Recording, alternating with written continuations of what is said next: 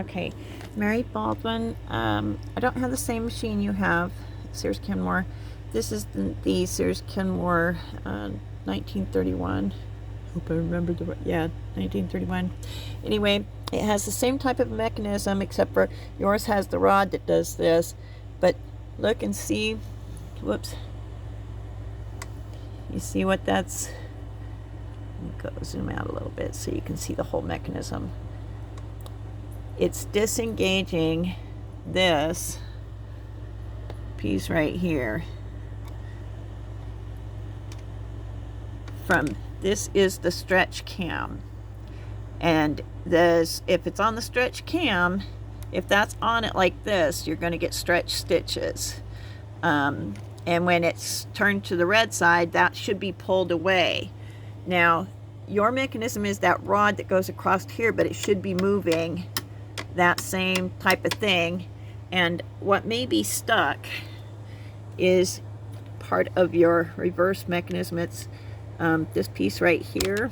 When you flip your reverse, that is a cam follower. It's the reverse cam follower, and it needs to be able to move easily, and it rotates. There's actually a little cam inside it that rotates inside there.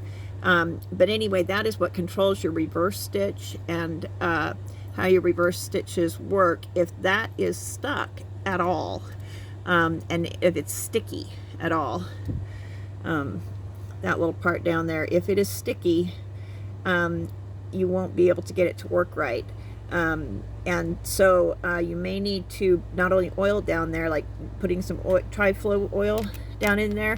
You'll usually need a headlight, and Tri-Flow has the little tube that you can do to get the oil in there. That will help some. If you can clean it with a paintbrush and or paintbrush or Q-tip dipped in rubbing alcohol is what I usually use. You can use unscented kerosene as well to clean that mechanism up, but basically it is part of that reverse mechanism, and that's what makes it do the stretch stitches. It can be stuck either on forward or on reverse, with just the dry sticky oil. Like you see how there's brown in there, that brown drippy stuff. Well, it's dry, it's dried oil. In that area it doesn't matter so much. What matters is those joints, the joints right here. See how mine looks a little wet? You want it to look wet with oil, because if it's brown and sticky and dry, it doesn't have that wet look to it, then it's going to be partially sticking and it will not give you the correct stitch length, that kind of thing. But anyway, hopefully that helps you. So once again, when you're turning, you should be seeing it moving the cam follower for the stretch stitch cam, which is that top one. And if it's not moving that, this can be stuck, so you may need to actually clean and oil in your cam stack here so that this is able to move freely, because the springs will not be able to do their job properly if there's dry oil making those stick one way or another. If it is stuck over here, or even just stuck partially in one position, that will also be a problem.